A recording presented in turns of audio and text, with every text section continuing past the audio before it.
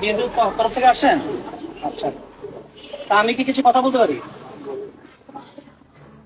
আমার প্রশ্ন হচ্ছে, মানুষ বিএনপিকে কেন ভোট দিবে? কেন ভোট দিবে?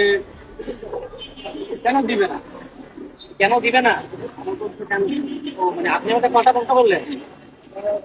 আচ্ছা, কেন দিবে না? বিএনপির সর্বশেষ ক্ষমতা ছিল 2001 থেকে 5 পর্যন্ত। ওই সময় আমরা দেখেছি এই দেশটা, এই বাংলাদেশ পরপর 5বার দুর্নীতিতে চ্যাম্পিয়ন হয়েছে। এই যে আপনাদের নেতা তারেক রহমান, উনি খাম্বার ব্যবসা করুন, না নাম হয়েছিল খাম্বা তারেক।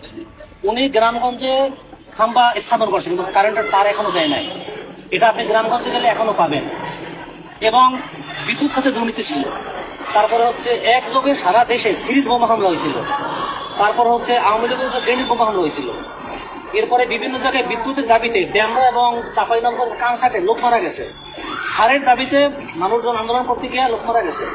ঠিক আছে, তো এত কিছুর পরেও আপনি বলেন মানুষ কেন বিএনপির ভোট দেবে? এবং আরো কথা বলি আমি, আপনার সময় আছে? আরো কথা বলি। এই যে আপনাদের নেতা তারেক রহমান 17 বছর লন্ডনে ছিল।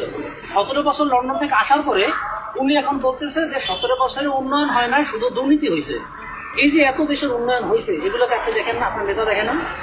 এবং আপনার নেতা যেদিন আসছে সেদিন আপনার নেতা বলছিল যে বাংলাদেশ চেঞ্জ হয়েছে। সে নিজেই তো বলতেছে চেঞ্জ হয়েছে, তাহলে সে আবার কিভাবে বলে 17 বছর উন্নয়ন হয় না?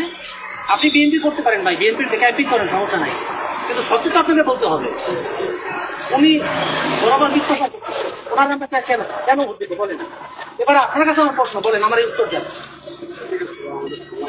কি সময় নেই? শোনেন শোনেন ভাই, শোনেন শোনেন, আমার উত্তর দিয়ে দেন ভাই, ভাই উত্তর দিয়ে দেন। ভাই, আপনি যেসব প্রশ্ন করেছেন ওই ভাইয়ের কি আর টাইম থাকে? টাইম তো আর থাকবে না, সত্য কথা বলে